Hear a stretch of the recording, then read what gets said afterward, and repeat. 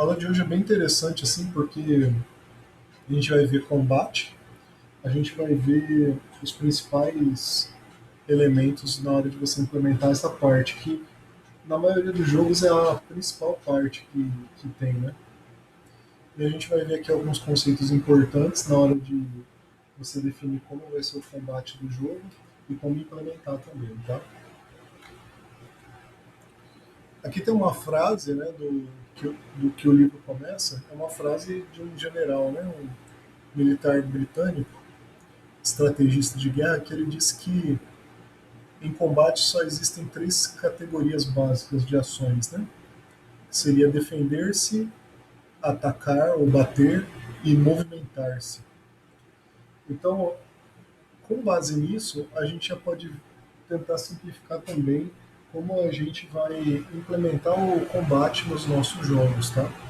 E isso daí é verdade tanto para a guerra quanto para o pugilismo, e nos jogos também é a mesma coisa, né? No caso, quando a gente implementa as mecânicas de combate dos jogos.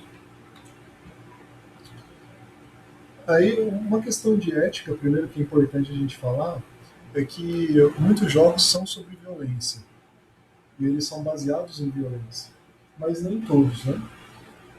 Então, assim, evidentemente que a gente poderia fazer uma análise aqui de vários jogos que não tem violência nenhuma, como Candy Crush, Tetris, Dr. Mario, enfim, tem milhares de jogos puzzle, encontrar coisas escondidas, que você não cai nessa categoria que tem violência. Né? Mas todos esses jogos podem também considerar a mecânica principal deles nessa categoria combate. Então, quando eu falar combate aqui nessa aula, eu não estou falando só sobre violência, tá? Só para deixar claro isso daí. E no último slide dessa parte aqui da matéria, a gente vai ver jogos que não têm combate explicitamente, não tem combate implementado no jogo, mas e não tem violência, obviamente, por conta disso, mas a gente vai ver a mecânica deles do ponto de vista de qual o que é o combate nesses jogos, tá? Nesses jogos. Então, todos os jogos são sobre ação. Isso é uma coisa importante. Por quê? Porque tem interação, interação, né? A gente é uma premissa dos jogos, como a gente viu no começo do nosso curso. Algo que não tem interação, ou seja, não tem ação nenhuma, não é um jogo, seria um vídeo, seria outra coisa. E algumas dessas ações são violentas, como essas quatro que a gente vê aí no slide, né? Então, por conta disso, os jogos estão realmente permeados, boa parte deles estão permeados de violência. Agora, por que a violência é tão popular nos jogos, né? Porque na vida real, de fato, a gente não vê violência de graça, né? As pessoas, em geral, não gostam de violência. Mas quando põe a violência nos jogos, parece que elas que são o combustível, né? Para se vender jogos, em muitos deles. E a questão aqui é que a violência nos videogames ela é gráfica, dramática e visceral. O que quer dizer com isso? Bom, você não sente o cheiro, né, das coisas. O cheiro ele gera um nojo, não que a visão também não gere, né? Olhando até para essa imagem aí, isso não é uma imagem de jogos, é uma imagem de. Eu não tenho certeza absoluta, mas para mim me parece que é algo artificial para estudo de anatomia, né? E ter sangue, ter coisas desse gênero, não necessariamente é uma coisa violenta, mas é uma coisa que choca, né? Esse tipo de imagem choca, mesmo que não tenha o sangue em si, tem os órgãos abertos, a gente fica sensibilizado. Nos jogos parece que isso não sensibiliza as pessoas dessa maneira, né? Por alguma razão, as pessoas gostam de assistir cabeças explodindo, corações sendo arrancados fora e coisas desse gênero. Enfim, até propagandas, né? Eu estava uma vez num joguinho online que era não tinha nada a ver com violência, eu não lembro qual era o jogo, mas aí tinha aquelas propagandas, aqueles jogos freemium, e a propaganda era de um jogo do estilo sniper, né? E aí aparecia um personagem com uma escopeta na mão e dando um tiro num carinha, mirando, dando um tiro, e o tiro chegando na cabeça dele. Quando vai furar a cabeça para a animação. Bom, eu acho que mesmo sendo não aparecendo sangue, a expectativa disso, e você dando um tiro na cabeça de uma pessoa, é uma coisa muito forte, né, para você colocar numa propaganda. Eu particularmente acharia que essa propaganda não deveria ser exibida para qualquer público. Né? Eu não sei se eles têm alguma informação da minha idade para fazer isso, né? Mas enfim, eu marco essas propagandas para não aparecer de novo, até para proteger as crianças. Né? E, enfim, parece que quanto mais explícita é a violência nos games, mais ela atrai as pessoas e às vezes até as crianças. Né? É isso que acontece. E um estudo, né, também, se a gente for parar para pensar de psicologia, a gente vai entender que a violência é incentivada nos jogos. Como assim? Você cria o chamado ciclo da recompensa, que é uma filosofia, isso daí é uma teoria baseada em psicologia e funciona muito bem. Você motiva a pessoa a fazer uma ação por conta da consequência que ela traz da recompensa. Então a pessoa vai lá, age violentamente, né? Que é essa figura de cima. Aí essa ação violenta dela causa uma morte. Ela vê a consequência dela e vê o sangue, vê tudo.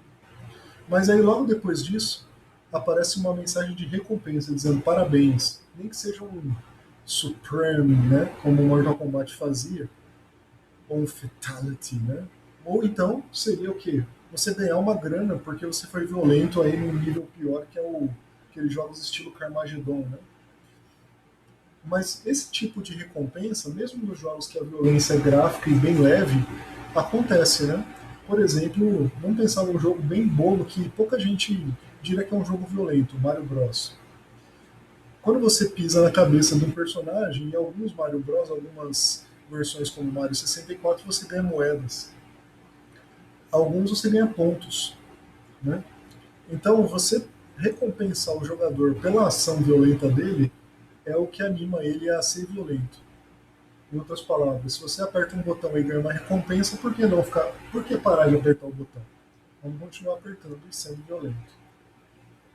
Então isso aí que acaba gerando essa expectativa nos jogadores. Esses aspectos que você falou, Isaac, de efeitos sonoros, visuais, eles são parte também da recompensa, né? E do estímulo que dá para o jogador continuar sendo violento no jogo, né? Então, tudo isso realmente influencia para ficar mais viciante ainda e a pessoa ficar mais ligada naquilo, no jogo. Né? Mas é isso aí mesmo. E outra razão, agora, do ponto de vista do desenvolvimento de games para a violência ser tão comum, é porque ela funciona e ela é fácil de fazer. Como assim? Quando você vai fazer a mecânica do seu jogo, a mecânica vamos pensar no jogo de luta, né? Então você vai fazer ali a mecânica, que seria o golpe, ele tem o alcance, o corpo do oponente tem os que a gente chama de hitbox, né? Que é as caixas de conflito, de conflito não, de acerto, né? Que se o golpe atingir essa caixa, significa que você acertou o oponente. E você tem as velocidades, as físicas e tudo mais. Isso daí dá um trabalhão para fazer. Mas você faz uma vez, depois é só trocar de roupa. Né?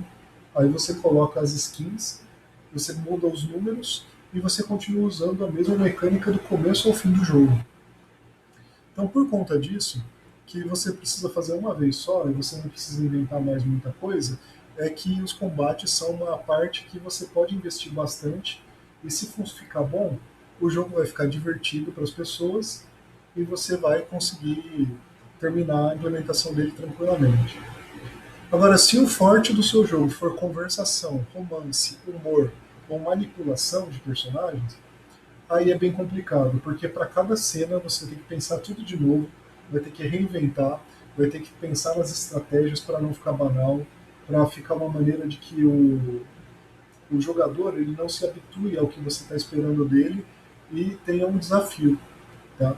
Então essas implementações são muito mais difíceis, dão muito mais trabalho. Assim, um pouco fora disso, é semelhante ao que acontece no YouTube, por exemplo, os YouTubers, né? Tem vários tipos de vídeo. E o que dá visualização no YouTube, não é o conteúdo do vídeo em si, mas é o quão provocativo o tema dele é, às vezes a chamada, as primeiras telas, né? Isso porque alguns youtubers falam o seguinte, eles fazem mais. É muito mais fácil fazer um vídeo de react, né? Que você olha um youtuber e reage a ele, você põe uma câmera filmando o seu rosto, assiste e vai reagindo. Você já está com o filme pronto assim que termina de gravar. Do que se fazer um documentário, você ter que ir em campo, fazer alguma coisa desse gênero. É muito mais difícil. Mas o conteúdo é muito maior, obviamente, a questão, vamos dizer assim, a qualidade das coisas é muito mais interessante quando a pessoa vai lá e cria o seu conteúdo original. Mas para ela o retorno não depende disso. Então a mesma coisa aqui. Às vezes, o que vai dar mais cultura, o que vai ser mais interessante, o que vai ter mais inovação, não é o que vai vender mais. Às vezes é o que é mais fácil de fazer e é isso que o mercado vai seguir, né, na maioria dos casos. Você vai ter um ou outro que vai ousar tentar ser novo, fazer uma coisa diferente, mas normalmente tá, os desenvolvedores vão explorar mais o combate. Os jogadores também eles gostam de gêneros parecidos. Né? Você já jogou lá, você gostava de jogar Battletoads, então você vai procurar um gênero parecido com esse. Você gostava de jogar Maniac Mansion, então você vai procurar um jogo parecido com esse daí. Né? E assim por diante. Tá? Novos gêneros são difíceis de vender e difíceis de pegar. Então é isso aí, né? Outra questão de por que o combate à violência é muito explorada é porque até nos públicos que não são alvo e que, quer dizer, na verdade são seu alvo, mas não seriam alcançados, o que acontece é que os pais não vigiam os filhos, né? Isso é uma deficiência da sociedade e os pais demoram para perceber que um jogo é violento e que está levando o seu filhinho querido a entrar num mundo que não deveria ser para a idade dele, né? E aí, no fim das contas, quer dizer, a recompensa financeira, isso já é mais uma questão de ética também, né? Acaba voltando e as pessoas se vendem. Né? Eu não estou falando, recomendando nenhum de vocês a fazer isso, pelo contrário, né? Eu acho que a ética é mais importante, mas é a verdade, é o que a gente vê acontecendo. Eu só estou colocando aqui o que acontece na indústria. Agora, como desenvolvedor, o que nós temos que pensar, né? Bom, a gente tem que pensar primeiro classificação etária, é aquela questão que a gente tinha falado, né? Quem realmente vai jogar e quem é a classificação são coisas às vezes diferentes. E tem os órgãos reguladores agora, né? Antigamente não tinham, eles não tinham muita influência em games, mas agora, se você for fazer um jogo novo, você tem que ver as regulamentações e o seu jogo provavelmente vai ser classificado. Você vai ter uma classificação para ele de acordo com o conteúdo que ele vai ter. Não tem como muito fugir disso também. Né? E a classificação vai depender o quê? De quão mais explícita e mais visível, mais direta e mais interativa são as ações violentas no seu jogo. Isso que vai definir então a classificação dele, tá bom? Então vamos começar a falar um pouquinho sobre como é que é o combate. Vamos entrar no combate de novo, tá? Deixando as questões éticas agora como uma questão a se pensar, né? A gente vai passar agora para a parte de implementação em si.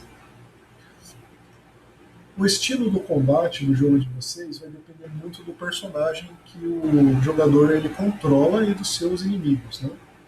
Então, no caso aqui do jogo, dos jogos que, por exemplo, do Isaac, né, que é o Knossos, vamos pegar esse exemplo, você está fazendo um jogo que era um labirinto, que é na Grécia Antiga. Obviamente que não faria o menor sentido o seu inimigo ser um alienígena futurístico, né, com armas de fogo. E logo você não vai ter um combate no estilo pistolas laser. mas cabe bem nesses cenários você usar armas medievais e estilo de combate desse gênero, né? Então, isso vai determinar o estilo do combate. Se vai ser combate de perto, se vai ser combate de longe. Os cenários também, né? Se você fizer cenários muito fechados, e você fizer combates com armas de longo alcance, o que vai acontecer é que o seu jogo vai ser difícil de controlar. Vai ser um jogo provavelmente muito de susto e não vai ter muito questão de mira, né? Vai ser mais reflexos. O que não cabe muito, não casa muito bem com esse tipo de jogo, a não ser, é claro, em algum cenário, algumas fases, alguns níveis específicos que você queira colocar esse tipo de desafio. E aí tudo isso, o estilo vai depender então da personalidade também e das habilidades do jogador. Ah, o seu personagem lá, ele é um filho de Dédalus, né? Ele é o irmão de Ícaro. Tá, então como é que ele vai ser? Ele vai ter asas, ele vai voar, ele vai ter uma velocidade mais rápida de movimento por conta das asas. Que tipo de arma ele vai poder usar, né? E que tipo de habilidade ele teria com essas armas. Isso vai ditar o tipo de combate. Talvez uma luta de jiu-jitsu não vai cair bem aí, né? Mas quem sabe ele pode ter um golpe de corpo a corpo. Poderia ter. Talvez luta greco-romana, não sei, né? Pensar em alguma coisa nesse gênero, que case com o ambiente que se passa o jogo. Então o gênero do jogo vai ditar então o tipo de combate. Essas coisas são muito importantes. Então, primeiro, por isso que a gente define primeiro o estilo, o gênero do jogo, né? Para depois a gente definir que tipo de combate ele vai ter. Se você já sabe que tipo de combate o seu jogo vai ter, e você ainda não sabe o gênero, aí você vai ter uma restrição de gênero de acordo com o combate. Não vai poder ser qualquer tipo que não case, né, com o tipo de combate que você já pré-definiu, tá bom? Então, a questão de distância é o seguinte: dependendo do tipo de combate que vai ter no seu jogo, ele vai ter uma distância de ação do personagem, né? Ele pode ser dividido nessas quatro: corpo a corpo, que é movimentos rápidos e curtos; média distância, que aí já é quando o personagem pode sair correndo, pulando em cima dos outros e usar armas, né? Pode ser de longas distâncias, que são armas de arremesso ou ações que podem atingir o inimigo à distância. E também pode ser ataques de área, que aí no caso é quando usa bombas, explosões ou coisas desse tipo. A gente vai ver um pouquinho mais de cada um. Só para ilustrar um exemplo aqui, né? O Mario Bros ele é um jogo, a não ser, claro, aquele poder da flor, né? Ele é um jogo que ele exige, principalmente no começo, contato, né? O único jeito de matar o Goomba no começo é você pulando na cabeça dele. Então, é um combate de curto alcance. Agora, o contra é o contrário, né? Você vê como é que muda o combate, muda o estilo de jogo. No contra, você não pode encostar nos seus inimigos. Ao contrário, você quer deixar eles totalmente longe de você, o mais longe possível, e atirar neles assim que eles aparecerem na tela. Então, só por conta disso, já muda completamente o estilo do jogo e as mecânicas de como ele vai funcionar. Outra questão, além do alcance, é a altura do combate. Tá? Os golpes podem ter diferentes alturas, mas não precisam ter todos. Você pode ter mais de uma altura. Aí você pode ter, por exemplo, da altura do ombro seria o combate humano contra humano. Um exemplo disso seria um soco, né? Os jogos que tem soco tem isso daí. Um golpe nível baixo seria um golpe que vem de baixo, ou ele acerta você embaixo, que seria uma rasteira, por exemplo. Um ataque alto seria acima do ombro, que seria, por exemplo, um pássaro dando um rasante. E também tem o golpe aéreo, que é aquele que vem de baixo para cima, né? Você pular ou atacar no ar. Aí eu lembro do Marvel Super Heroes, que ele tinha a mecânica de você dar um pulo normal para cima, mas se você apertasse para baixo e para cima, você pulava mais alto. Você dava o super pulo, né? Voava um pouco. Então é esse tipo de golpe que a gente está falando aqui. Todo ataque tem que ser útil. Então, se você colocar um ataque a mais no seu jogo, toma cuidado para não deixar um dos ataques melhor do que os outros em todos os sentidos. A rasteira nos jogos de luta elas têm um objetivo, né? Por exemplo, elas são mais difíceis de você defender. Enquanto que no Street Fighter, um soco, você consegue defender ele apertando para trás e para baixo e para trás, uma rasteira, uma rasteira tem que ser defendida apertando para baixo e para trás. Só apertar para trás não defende a rasteira, né? Então isso já tem uma diferença. A rasteira também ela pode ter o papel de derrubar o oponente ou desequilibrar ele, né? Então aí a gente pode ver bastante coisa nesse tipo, né? De as variações do ataque e tem que ter um propósito. Exato, né? Então é essa variação de distância, né? E normalmente a rasteira ela tem um alcance, ela pode ter vários alcances, né? Se ela tiver um alcance curto, normalmente ela é rápida. Se ela tem um alcance longo, ela normalmente é mais lenta ou é mais forte.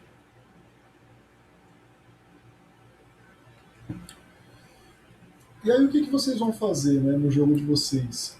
Vocês vão tentar fazer, vocês vão implementar, aí é o que vai fazer parte de uma entrega, né, da próxima, é a matriz de ataque e defesa.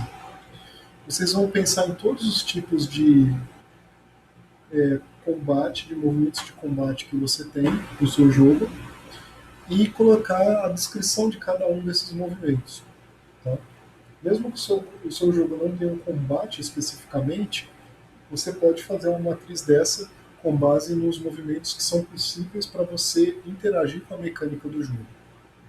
A gente vai chegar mais para frente para falar um pouco mais dos jogos que não tem combate real, né, físico. Mas esse é um. Deixa eu só terminar esse pedacinho, Zé. Esse aqui é um exemplo, né? Que a gente tem o Dragon Punch, que é do Ryu, e ele tem todos os detalhes de como ele funciona, como o jogador faz, a velocidade, se tem um efeito especial e coisas assim, tá? Então essas são coisas importantes, são para a gente definir o nosso jogo, para fazer essa matriz e a gente fazer uma descrição inicial dela. É bom você ter uma matriz para cada personagem, tá? Pra, não só para o jogador, mas para os inimigos também. É bom você fazer isso daí para todos, tá? E no corpo a corpo também, o estilo é muito mais importante, é fundamental, tá? O que acontece? A aparência do personagem vai dizer muito sobre ele. O personagem é fraquinho, é franzino, obviamente que você vai esperar que ele não dê um golpe muito forte, né? Agora pega um camarada igual o Zangief aqui, né? Com certeza você vai esperar que ele vai dar um golpe forte. Ele vai ser um cara monstro, que vai dar um. Ele tem algum ataque que é muito poderoso. E realmente tem, né? O pilão triplo dele é monstruoso. E então, apesar que no Street Fighter o nível de força dos personagens não varia muito. Mas tem outros jogos, como por exemplo, até tem os personagens do Final Fight aqui, né? O Agar ele é mais forte, mas ele é mais lento. O Zangief também é mais lento, por ele ser mais forte. Não necessariamente que a aparência quer dizer que por ser forte vai ser lento, né? Tem alguns que são lentos, mas tem algum ataque rápido, tem alguma coisa desse tipo. Agora, se o seu personagem parece um boxeador, tipo o Balrog ou o DJ, é óbvio que ele vai usar as mãos para atacar, né? Principalmente as mãos. Se ele tem uma garra, é de se esperar que ele use a garra, né? A pior coisa mais frustrante é você jogar com o Wolverine e ele não usar as garras dele. Teve jogos que tiveram a sem noção de fazer isso, né? Então você fica complicado. Então, como está aqui nesse slide, olha quantos tipos de ataque o Ryu tem, né? E quantos tipos de sprites que você tem que fazer diferentes. Então tem tudo isso em conta na hora que você vai implementar o seu jogo. Cada ataque tem que ter uma descrição completa. Então é bom vocês fazerem isso daí com calma e pensando direitinho. Lembrando, né, que cada ataque tem que ter pelo menos um propósito, diferente dos outros. Se um ataque for melhor do que os outros em tudo, ninguém mais vai usar os outros ataques.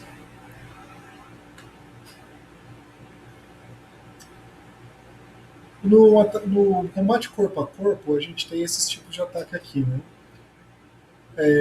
Pode ser forte ou fraco, e aí depende da velocidade, o dano e algum efeito especial, tá? Que o ataque vai ter. Ele também pode ser um soco, né? Normalmente eles não são muito longos, tá? Mas é importante você ver o soco. Uma dica é você movimentar o ombro e o próprio corpo do personagem para fazer o movimento. Chute também, ele é um pouco maior o alcance, tá? E ele normalmente é mais forte, só que ele é mais lento. Também no combate corpo a corpo tem as sequências, né? Que é uma série de botões. Isso daí é o que dá mais graça nesses jogos de combate também, né? O dano é maior e o tempo para executar ele, ele é mais longo também, né? E mais difícil. Um detalhe, eu não sei se vocês notam, é que quando vocês fazem uma sequência, é importante que o primeiro golpe da sequência ele dê um dano considerável e os seguintes não deem tanto dano quanto o primeiro, dê um pouco menos. Porque se você faz. Você é um estilo de pessoa que gosta de dar aquele golpe certeiro e forte, né? Então você pode lutar e se você der 6 ou 8 golpes, você derrota o inimigo. Agora, se você faz uma sequência bem feita com 8 golpes e você mata a pessoa, todo mundo vai querer só fazer sequência. E não é o objetivo, né? A sequência deve ser recompensada, deve ser um plus, mas ela não deve ser um, um elemento que faça com que só a sequência seja o jogo todo. A não ser que a sequência seja muito difícil de fazer e ela prenda o jogador se você fizer ela perfeitamente, né? Então aí é outra história. Só que aí tem que ser 20, 30 golpes seguidos para você conseguir derrotar o inimigo com uma sequência só. Você também tem os ataques corpo a corpo, golpes furtivos, que eliminam o golpe sem barulho, né? Em alguns tipos de jogos isso é importante para uma mecânica do jogo. Tem o de agarrar, que normalmente é mais forte do que os golpes normais, mas ela requer um risco maior de você se aproximar ainda mais, né? E ficar exposto a outros tipos de golpes do seu adversário. Você vê isso aí bastante naqueles jogos do Batman, né? Que tanto a furtividade quanto de agarrar que você tinha que entrar na base inimiga sem ser notado. Se você for notado, tudo bem, você vai ter que lutar mais, mas normalmente o Batman ele prefere, ele não é super humano, né? Então ele prefere agir furtivamente. Tem os golpes de arremesso, que aí é você pegar e jogar, né? O de agarrar, às vezes, ele pode ser de arremesso, mas não necessariamente. Às vezes, de agarrar é um golpe sequencial, que dá uma sequência de danos progressivos. De novo, né? O primeiro dá mais e depois os outros começam a dar um pouco menos na sequência. Por exemplo, um esmagamento ou um enforcamento. E também os golpes corpo a corpo pode ser um golpe de efeito, que é um tapa, por exemplo, né? Que ele é para mais provocar o jogador.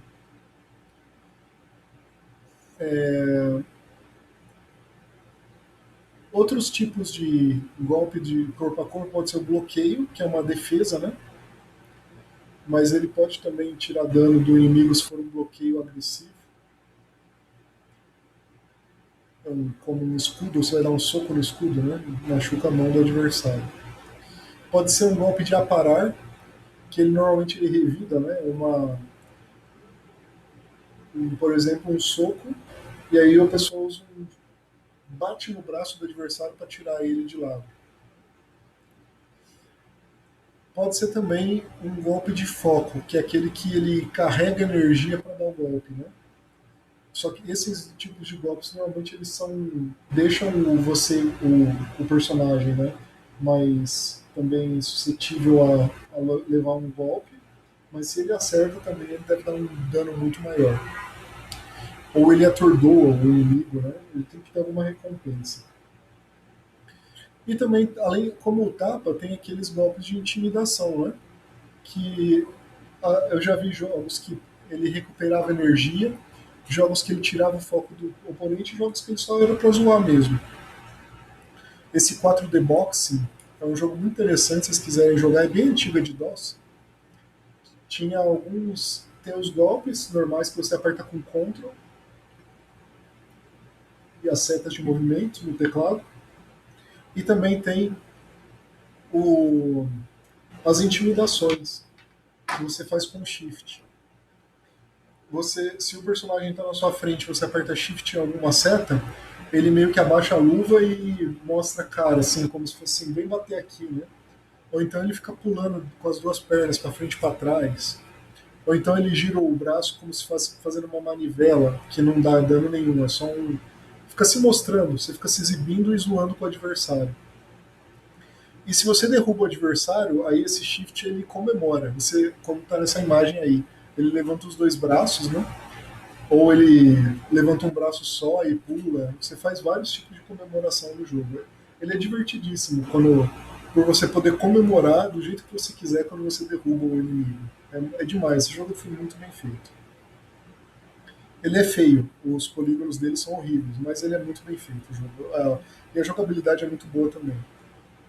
O jogo que eu vi que ele recupera energia, eu acho, se eu não me engano, é o Dragon Ball Z, né? Não, não, é o. Não. O mesmo jogo que recupera energia e tira o foco é o Fatal Fury.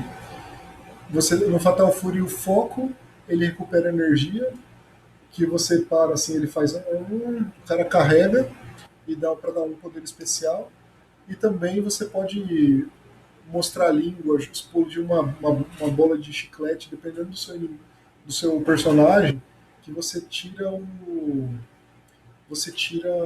a energia do personagem. Então, um botão tira energia e o outro põe. Foi uma outra mecânica que eles fizeram. Esse jogo chama 4D Boxing. Ou 4D Boxing. Tá?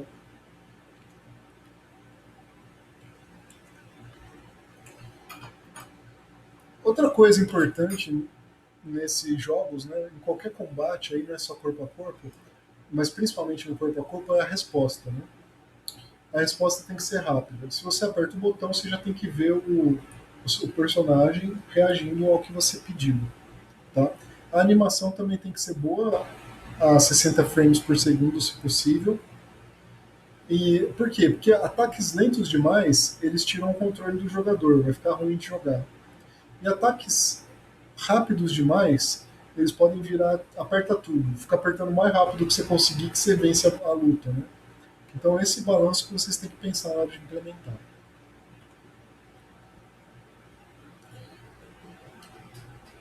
Quando você está fazendo isso em telas de toque ou em jogos que exigem movimento, como o Kinetic, né?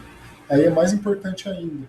Você tem que tomar cuidado para não exigir uma ginástica ou ficar batendo sem que toda hora na tela, né? Por nada. Tem que ser num ritmo bom ou quebrar o ritmo para você ter mais sucesso no jogo, né? E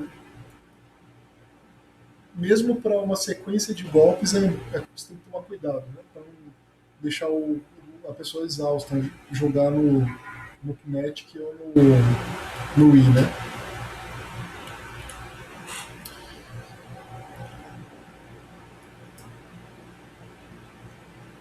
Outra coisa que agora você combinando espaço e tempo, né?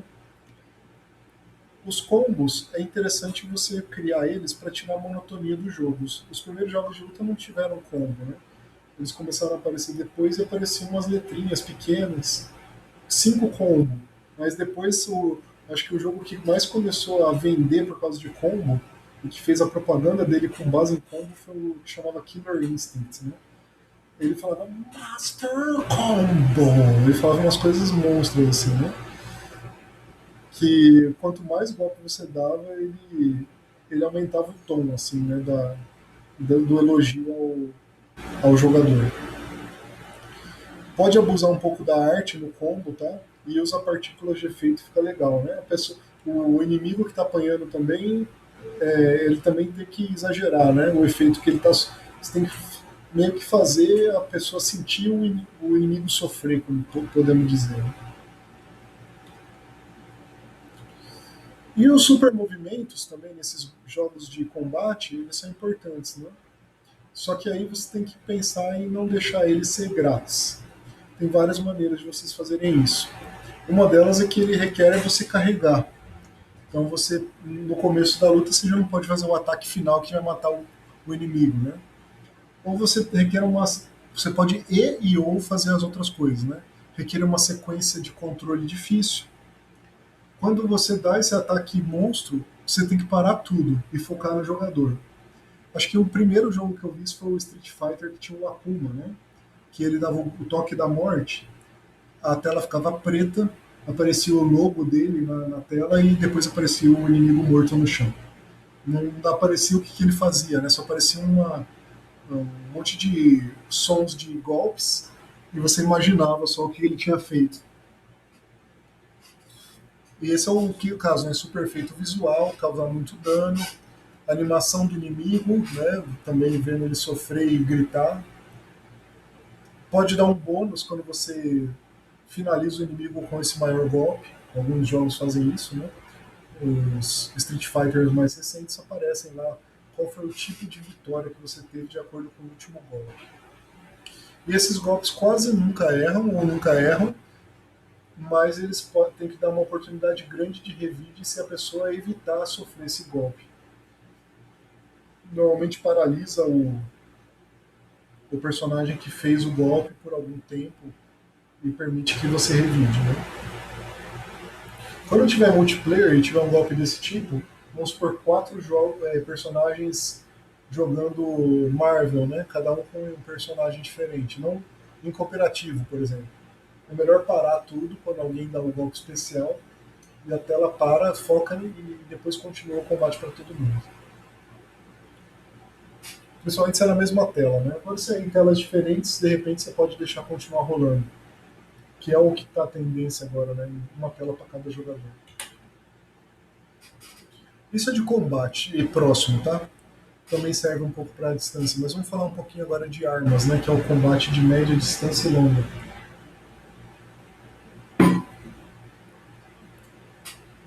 Nem precisa dizer que é importante personalizar as armas. Você não imaginaria o Rei Arthur usando um machado, né? Obviamente que ele vai usar Excalibur. Mesma coisa o Batman e as engenhocas dele, né? Enfim, você tem que fazer o personagem combinar com a arma que ele está usando. E deixar, a gente já falou disso nas últimas vezes, né? Deixar o jogador sentir a arma, a gente falou isso na aula de personagem, né? É importante ele ver, ele perceber que a arma teve um upgrade e coisas desse gênero. É importante também que as armas tenham uma resposta no mundo, tá? Você pode ter a resposta simplesmente por quebrar uma porta quando você bate nela, coisa desse tipo. Você interagir com o cenário, né? Ou você pode ser uma coisa funcional também. No Link to the Past, por exemplo, o som da espadinha batendo na parede, quando você carregava o poder da parede, mostrava se aquela parede era oca ou não. Aí você podia usar uma bomba para explodir a parede. Em alguns jogos também, quando a parede era falsa, você batia nela, ela fazia um barulho diferente. Tá? Então faça isso, hein? Deixa o jogo interessante. Tem também a questão de armas improvisadas, não precisa ser tudo uma espada, pode ser de repente um pedaço de cano vira uma espada. Né? Isso, os Zeldas 2D usam bastante essa mecânica. Até mesmo jogos 3D usam um pouco isso daí, eu já vi também. Tá?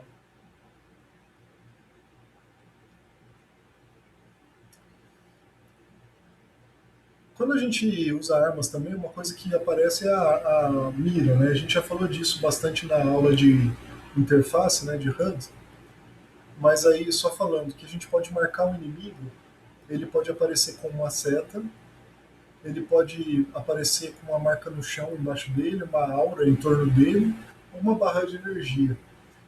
Os jogos de Tower Defense, por exemplo, é interessante você colocar uma barra de energia para você saber quanto que falta para acabar o inimigo, para matar o inimigo. Outros jogos você não precisa fazer isso, né? Você pode até fazer com que a aparência do inimigo piore e deforme, né? O jogo das Tartarugas Ninja, a maioria deles que é beat'em all, eles mudam às vezes a cor do inimigo quando ele tá para morrer, o chefão, né? Começa a piscar, enfim. Tem algum efeito visual e às vezes até sonoro. Bom, agora falando um pouquinho mais de defesa e de movimentação, né? Porque o ataque é o mais importante, mas a defesa e a movimentação, às vezes, é o que dá o diferencial dos jogos, tá? Por incrível que pareça. Quando você tem um jogo que você consegue esquivar e contra-atacar, e ele exige que você tenha perícia nisso, o jogo fica mais interessante, porque aí o movimento do inimigo começa a, a ser importante e relevante. Como assim? Você pode fazer um inimigo mais difícil que for, ele é muito mais rápido que você.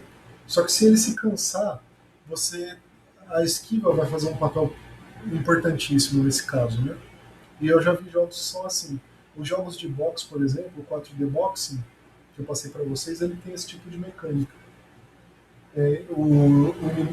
Todo mundo tem uma barra de estamina, né? Em jogos de boxe isso é comum. E quando a estamina acaba, o seu personagem normalmente não pode atacar, ele fica com a guarda até baixa. Você pode ficar suscetível a levar pancada. O outro que fazia isso era o Punch Out, né? Esse jogo para várias plataformas da Nintendo, ele também tem uma estamina. Se você erra muitos golpes seguidos, você fica sem estamina e você leva a pancada do seu inimigo. Então a esquiva é muito importante. Pode ser rolar também, coisas desse gênero. Tá? O Street Fighter 3D, aquele EX Plus Alpha, e etc., né? Tem um monte de sufixos nesses jogos.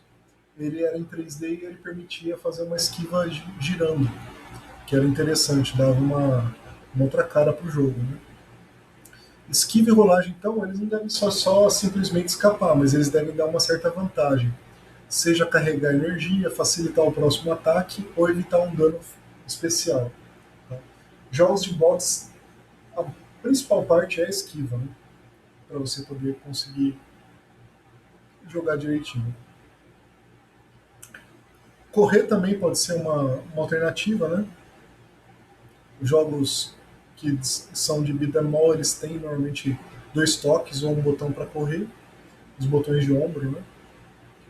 E você pode fazer também combinações de defesa com ataque, ou esquiva com ataque. Correr esquivar, correr pular, correr bater, etc. Isso aí já, olha só, essas combinações é que deixam o jogo interessante. A corrida também, os movimentos podem dar oportunidade de séries de ataques, né? Toma cuidado para fazer a mesma física, seguir a física do mundo, né, quando você faz. O exemplo do Mario Bros é útil aí, que quando você pula em vários cascos em sequência, o seu pulo não vai ficando cada vez mais alto e você vai na estratosfera, né?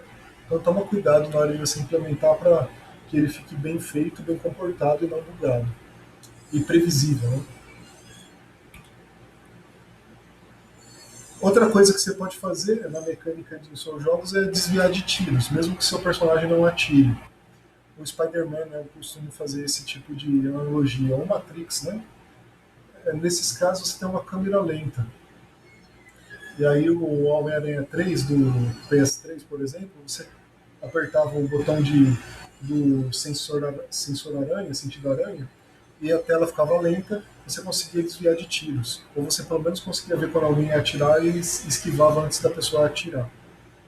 Né?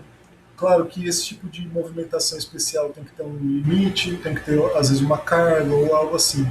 Né? Ela fica interessante quando você tem muito inimigo na tela, aí pode ser o único jeito de você escapar. Né? E tomem cuidado para fazer o efeito sonoro e o visual condizente, né, com esse tipo de mecânica.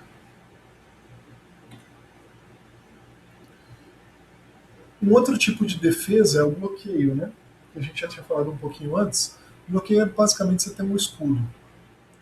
Ou você pode bloquear com a mão também, mas é bem mais raro. Aí no caso, o mais comum é aparar, né, com a mão.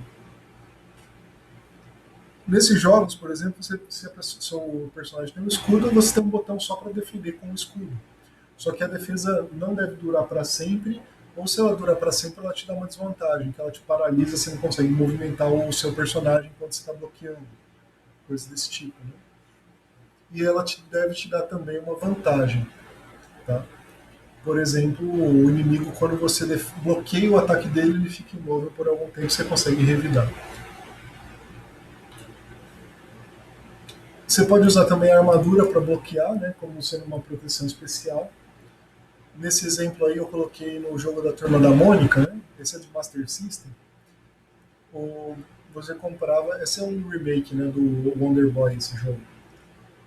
Aliás, se vocês não jogaram esse jogo, Turma da Mônica e o Resgate, eu recomendo em português que o personagem é mais divertido pra gente do que o Wonder Boy.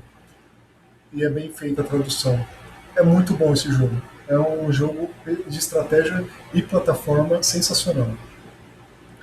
E você compra uma armadura de diamante numa certa altura que você consegue andar na lava, né? Então tem um motivo de você de armadura ser de diamante. Apesar de nesse jogo não ser o caso, eu já vou olhar seu comentário, por exemplo. Apesar desse não ser o caso, é importante, por exemplo, como no Super Metroid, quando você pega uma armadura nova, mudar ou a cor ou a aparência do personagem, para mostrar que ele ficou mais forte mesmo. No Super Metroid também tem um tipo de bloqueio ao calor por meio da armadura que você pega, né? No jogo anterior, o comentário do Isaac, o jogo tem diferença na versão de Super NES e Fliperama. Em Super NES tem um botão de defesa enquanto Fliperama é só apertando para trás. Olha, eu não sabia. Interessante. Eu joguei o do Super Nintendo. Do Fliperama eu não me lembro. Agora vamos passar um pouquinho para os jogos de tiro, né? O jogo de tiro aí tem bastante coisa para a gente falar aqui. A gente já falou um pouquinho que nesses jogos a câmera é muito importante, a mira, né? Mas existem vários tipos de jogos de tiro, tá? E aqui a gente está falando mais do estilo de primeira pessoa, assim, apesar que tem o estilo do Contra, né? Mas não é esse tipo que a gente está falando aqui. Pode ser jogos lineares, que você vai andando na sequência, vai pegando item, atirando em todo mundo. Pode ser o estilo esporte. A ideia de esporte é o quê? É você ter um ritmo controlado. Você não pode sair atirando em todo mundo, né? Você tem que recuperar energia, tem que fazer estratégia para você passar. Não é simplesmente você andando e levando bala no peito, né? Tem o multiplayer, que aí pode ser dentro dessas duas linhas, pode ser multiplayer também, que aí é combate corpo a corpo, né? O foco é na desculpa, combate corpo a corpo não. É o combate mais próximo e o foco é na estratégia, você pegar de surpresa o inimigo, coisa assim. Tem as habilidades, ou jogos de tiro que é de habilidade, tipo RPG, que aí você tem a arma certa para fazer a coisa certa, né? Ou o personagem certo para cada cenário. A gente já falou do Team Fortress um tempo atrás, né? E também tem o modo história, que você pode combinar de novo com os estilos anteriores, que é uma sequência de eventos e trabalho de equipe. O Left 4 Dead é isso daí, né? Então você tem toda uma narrativa no jogo que você inclui. Como é que você deve implementar o ritmo, a sequência, né, dos elementos nos jogos? Começa deixando o personagem, o jogador sentir o movimento, como se movimentar, depois dá a arma para ele, né? Aí você ensina ele como usar a arma. Você pode ter vários tipos de mira, você pode ir mudando a mira aos poucos, né? Para a pessoa se acostumando. Se você quiser fazer tempo de recarga de arma, você pode fazer, a gente vai falar um pouco mais sobre isso, mas isso daí também ele vai ditar o ritmo do jogo, quanto a velocidade que você vai atirar e vai se movimentar. A taxa de tiros por segundo também influencia. Você vai a precisão das armas, né? Se você não conseguir acertar alguém de longe ou dar pouco dano, isso vai mudar o ritmo do jogo também, que as pessoas vão se aproximar dos seus alvos para tentar atirar neles ao invés de tentar atirar de longe. Como eu disse, pode variar o dano, o tipo de munição também, né? Às vezes o tiro ele é um tiro explosivo, aí você pode atirar de mais longe, né? Enfim. E variar o ambiente de uso também, tá? Por exemplo, se você tem uma sala fechada, você não vai deixar alguém jogar uma granada que a pessoa vai se matar, não é isso? Junto com o inimigo dela. Então você tem que pensar bem nesse tipo de coisa. Eu lembro que no Doom, no primeiro, no Doom 2, você tinha um tipo de tiro que acertava você um só, que era o tiro lança-mísseis, né? Então você não podia atirar perto da parede ou perto do inimigo. Esse é o tipo de tiro que muda com o ambiente também e muda todo o ritmo do jogo.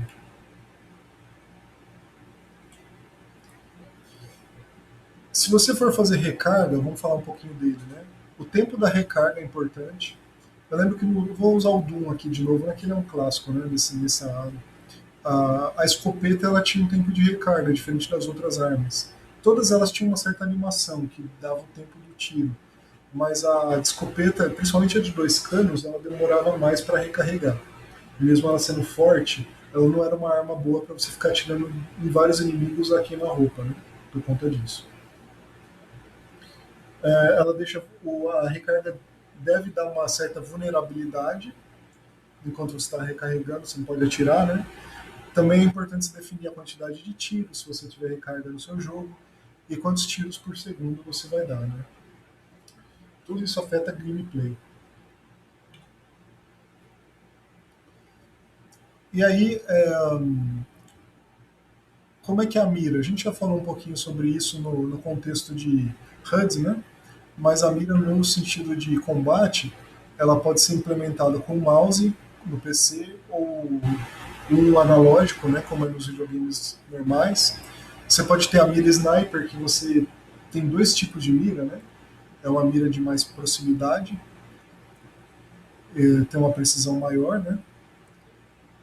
E também você pode dar o efeito de atirar em partes diferentes, que tem efeitos diferentes. Tem alguns, o mais famoso é o headshot, né? Que também ele fez com que o, como é que chamava aquele jogo lá? O, aquele jogo mais famoso de tiro lá, vocês lembrarem o nome? Acho que foi o primeiro que colocou essa questão de headshot. É o, caramba, eu não jogava esses tiros, esses jogos, eu não lembro dos nomes, mas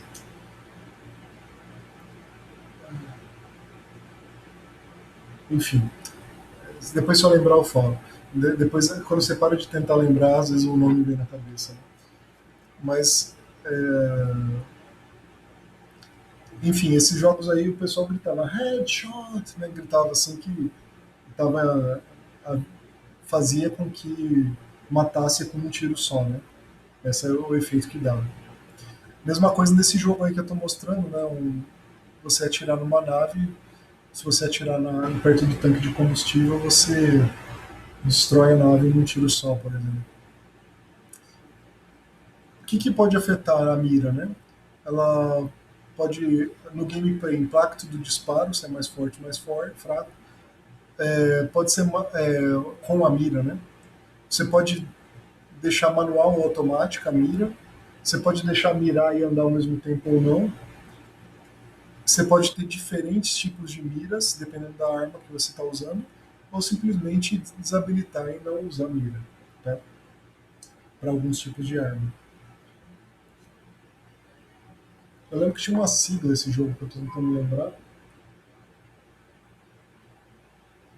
Enfim, esqueci mesmo. O pessoal jogava muito em Lan House também. E a munição, né? A questão da munição é importante a gente, a gente pensar onde vai carregar a munição, né? Quer dizer, isso afeta também o jogo. Pode ser que a recarga seja automática. Pode ser que você nem veja recarregar também. Você só pega mais tiro e vai aparecendo quantos tiros você tem lá na tela. Você tem 2.000 tiros. Tem jogo que é irreal, né? Tem jogo não, que já tem um limite. Você não consegue mais pegar do chão depois que já está carregado. Pode interagir com o ambiente ou não, a, a quantidade de munição. Né? E aí você pode ter o lugar certo para pegar, ou você pode recarregar sempre que você quiser. Né? Aí, se você quiser, você pode pôr um nível de dificuldade no jogo também, de acordo com a quantidade de munição que tem. A regra principal na questão de munição é jogar os melhores jogos, tá? E usar as melhores mecânicas semelhantes. Se você usar as mecânicas que já existem, não tem como errar muito, né? Que deram certo. Essa é a ideia, tá bom?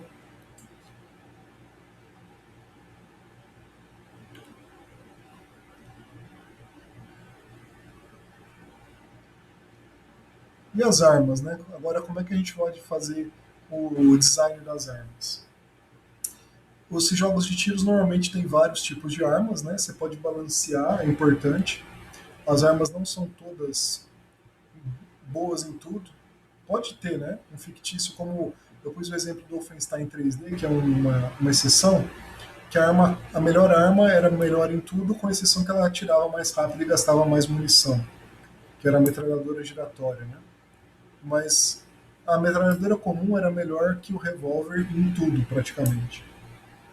A não ser que você quisesse dar um tiro de cada vez sem segurar o botão, mas era muito raro isso acontecer. Você podia atirar um tiro de cada vez, tinha uma precisão boa para você fazer isso com a metralhadora de um cano. Né?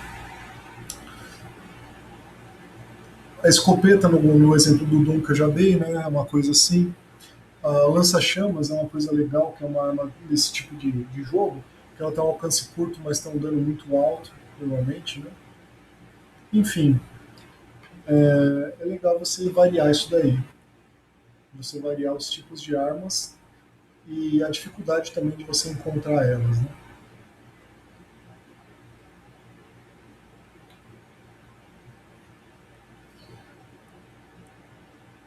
Quais são os tipos de armas que existem nesses jogos? A pistola, que normalmente é alcance curto, barata, tem muita munição. O rifle já é um grande dano, mas é lento e recarga lenta. A metralhadora é rápida, dá um dano médio, mas come as balas e acaba rápido. O lança-chamas, como eu falei, né? Distância curta, dano alto.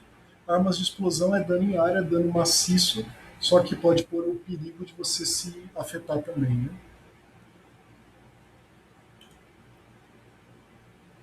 Outra coisa que muda bastante na gameplay é você permitir ou não fogo amigo e cobertura. O que significa isso? As pessoas da mesma equipe podem se acertar com tiros?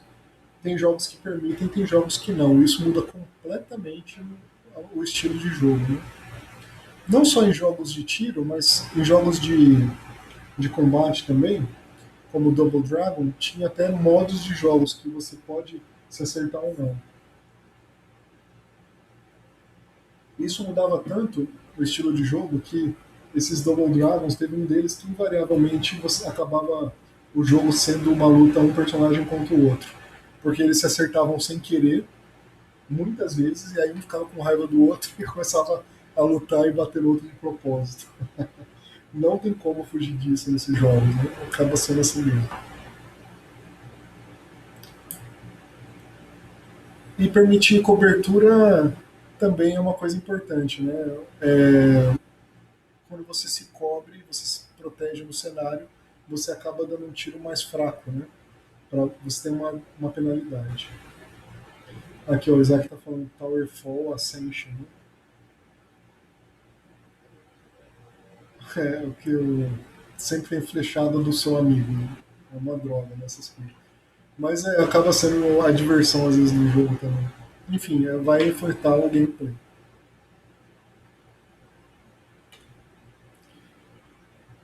Quais são os elementos dos jogos de tiro, né? Aí, olha só, essa figurinha, ela descreve bem, né? A gente tem um personagem com a arma, primeiro, seja a primeira ou terceira pessoa. Depois você tem o bônus, que normalmente é uma caixa, ele está bem indicado ou pode estar escondido. Você tem que atirar nele. Tem o alvos terrestres, alvos aéreos, e tem alvos terrestres e aéreos pequenos, que você ganha pontos adicionais, né? São mais difíceis de acertar.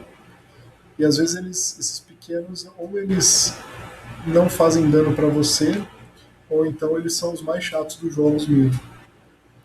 E tem também o limite do cenário nesses jogos. É importante você deixar bem muito claro, seja uma paredona, para a pessoa saber onde ela pode ou não andar. Né? Voltando nos estilos um pouquinho, nos jogos de primeira pessoa, o personagem anda e atira. Né? Tem o estilo galeria de tiros, que a tela anda automático e a pessoa só vai reagindo. Esses jogos é daqueles de fliperama que você tem a pistola, né? Tinha jogos de videogame também disso daí. Você tinha a pistola, você atirava na tela e era só isso. Tem os jogos de veículo, o 3DO é bem famoso por esses jogos de galeria de tiro. Né? Tem tiros de veículo que aí você tem um certo controle do veículo, às vezes a velocidade do veículo, mas você não pode parar ele. E também você tem uma rua onde você, uma faixa que você consegue se movimentar. Mas mais do que isso você não consegue, né? Esse daí e você pode atirar no cenário que vai andando sozinho. Um jogo bem mais recente, né? Não tão recente, mas que eu vi disso daí que eu achei bem legal, foi bem feito, é um link sobre o cavalo no jogo do Wii, né? Ele está cavalgando, o cavalo sempre vai para frente, você pode mover na rua e você vai atirando nos inimigos que vão chegando. É uma mistura de FPS com galeria, né? E tem combate em veículo que é tipo FPS, mas a diferença é que FPS a pessoa se move para frente, para trás, esquerda, direita no instante que ela quer. O veículo ele é mais chato, né? De você frear, acelerar, é mais difícil de você controlar ele.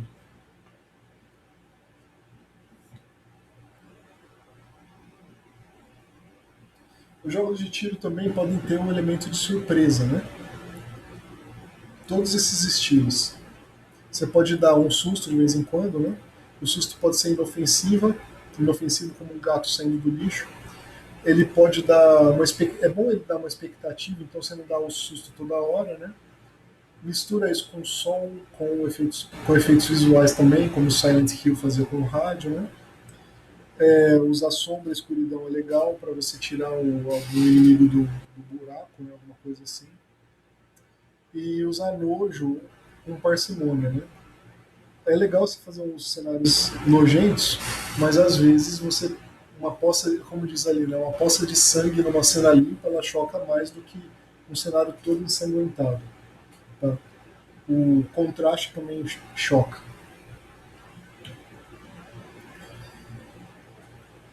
E para lançamento de objetos, né? Quando a gente tem uma bomba, o próprio o lançamento ao próprio personagem, né? Como esse jogo aí que chama Burrito Bison. Também recomendo, é divertidinho. Esse jogo é de flash, se eu não me engano. É jogo grátis de navegador. É legal, você tem que, para lançar, é legal você colocar alguma coisa na HUD para o personagem perceber como ele faz o lançamento. O Angry Birds, né, ele faz isso pela direção do lançamento do pássaro, por exemplo, e quanto você está esticando o elástico, né? Mas esse jogo do Burrito Bison, ele tinha, por exemplo, uma roleta, que ele vai passando em cima e quando ele passa em cima da marca branca, é o tiro perfeito, né? Então você tem que apertar o botão nessa hora. Também pode ser feito com o movimento do joystick, como no Wii ou até mesmo no movimento dos joysticks do celular também, né? Na, no giroscópio. Pode fazer esse tipo de coisa. Pode ser tempo de pressão também, você aperta um botão e solta, né? Na hora certa, pode ser feito assim também. E sobre bombas, aí você vai ter que definir a escala, quanto que ela explode, se é tudo ou se é uma região, né? Tem a bomba esperta que explode tudo menos você, ela é uma bomba boazinha, né? Esse tipo de bomba é aquela que naqueles jogos de nave tem bastante. Você tá lá no perigo, quase morrendo, aparece 300 inimigos na tela, joga a bomba, porque você não consegue desviar e matar todo mundo. Pode ter tempo de carga, se você quiser que ela não fique automática o tempo todo, né? Pode ser um item coletável com certo limite também. E em todos esses jogos, não só de tiro, de arma, também de contato, você pode ter os efeitos. Aí a gente lembra do Pokémon, que eu acho que tem mais efeitos possíveis, né? Que são as categorias do Pokémon mesmo. O, o fogo normalmente é um dano que ele continua, né? Ele dá um dano contínuo que vai diminuindo com o tempo. O veneno também é nesse estilo do fogo, né? Ele também dá um efeito contínuo, só que normalmente o fogo ele dá um dano inicial alto e depois baixo. O veneno ele dá às vezes baixo e vai aumentando. O gelo, você congelar, pode ser ou ele pode ter o efeito de deixar a pessoa lenta ou então de paralisar completamente por um tempo, né? Normalmente o gelo requer o fogo para descongelar. Você já tem o ataque de paralisia, né? que aí o paralisia ele realmente não permite um ataque por algum tempo, seja por uma rodada, por algum período normalmente. Né? Tem o efeito de dormir, que esse dormir às vezes é indefinido o efeito, enquanto o personagem não leva um ataque. Então esse é um outro tipo de paralisia diferente. Ou pode ser no Pokémon era diferente, né? A pessoa, o paralisar e o dormir era muito parecido. Eu acho que o paralisar deixava lento, né? No caso, de diminuir a agilidade. Legal, boa descrição que você fez, Isaac. O Pokémon ele usa às vezes uma mecânica diferente, também depende da versão do Pokémon, né? Mas você tem razão, o elétrico ele não paralisa totalmente, ele diminui a agilidade, né? O fogo diminui a força, enfim. Fazia um tempinho que eu não jogava, eu esqueci desse detalhe. O elétrico, então, ele paralisa, e o paralisar, ele não necessariamente ele não vai atacar. Ele pode ou não atacar, tem alguma chance, né? Além de tirar esse status aí. Tem o status primário e secundário, como você bem falou.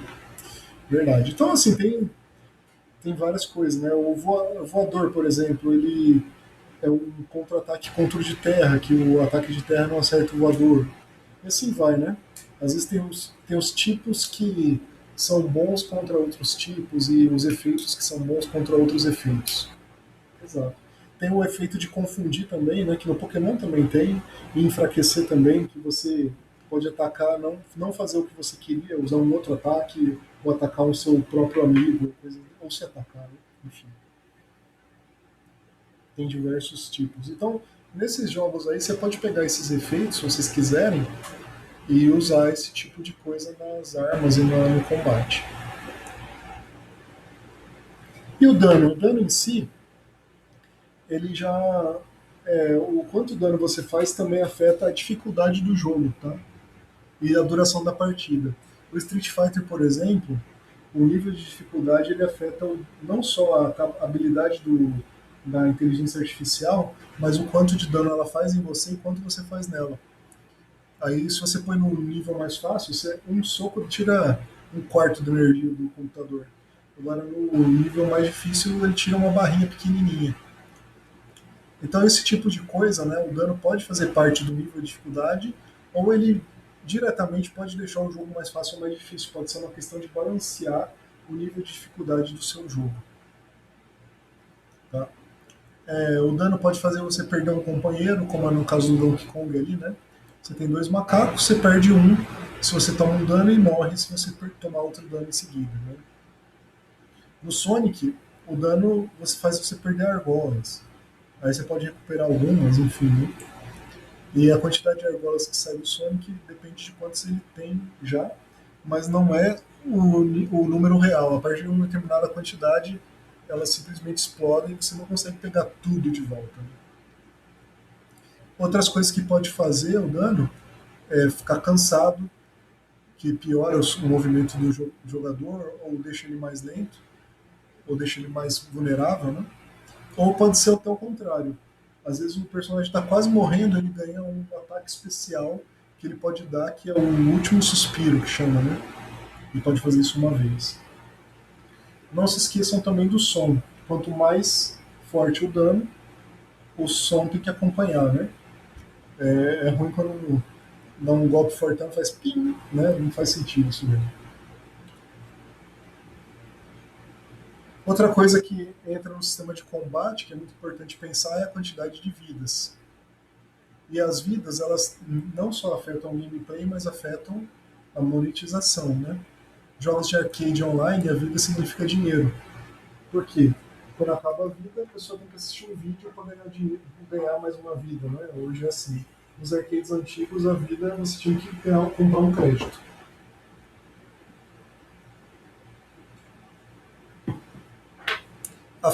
Então a vida, o que ela deve definir? Se morrer é uma coisa importante no jogo de vocês, ela vai definir qual é o tempo da partida, quantas partidas ela vai ter, né?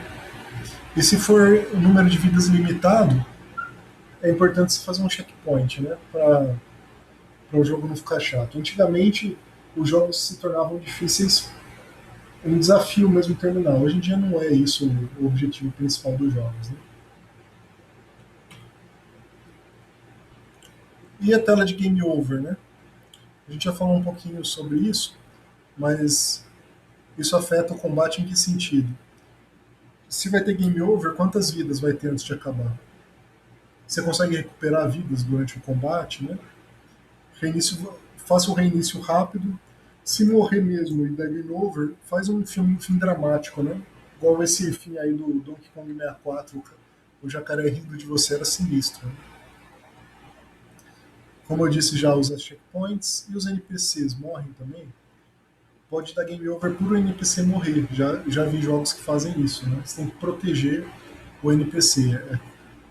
A gente já deu até vários exemplos disso nas aulas passadas. Né? A regra é, o game over não deve se tornar uma coisa chata e cansativa, um motivo para o jogador parar de jogar o seu jogo. Por fim, né, o último slide aqui é o combate sem luta. Então, o que pode ser o combate no seu jogo? Se o seu jogo não tem um sistema de combate, o combate vai ser uma luta contra o tempo, pode ser aceleração de movimento, né? O jogo fica cada vez mais rápido, você tem que ser mais ágil, isso pode ser o combate. E aí você tem que definir velocidade de movimentação, tanto do jogador quanto do cenário e dos desafios em si. Né? No xadrez, por exemplo, um jogo de xadrez, o combate seria você reduzir a quantidade de movimentos possíveis. Né?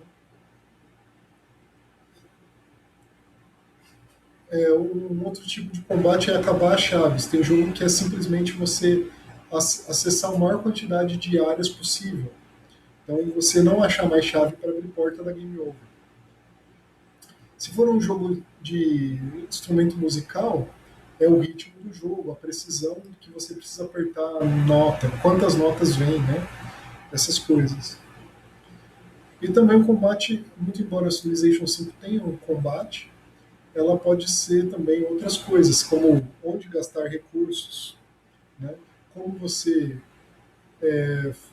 fazer o que eles chamam nesses jogos de snowball, né? Você fazer a bola de neve para você aumentar em algum status tão poderosamente que você consegue dominar o jogo. E também pode ser simplesmente o custo, como no jogo Idle, né? Capitalismo, que aí você adventure capitalismo, que você o objetivo do jogo é simplesmente você comprar mais coisas e ficar mais rico e desbloquear tudo. Enfim, é isso aí é o combate dele. Né? Bom, gente, então sobre combate é isso. Seria legal vocês fazerem a matriz de ataque e defesa, tá? Para a próxima atividade.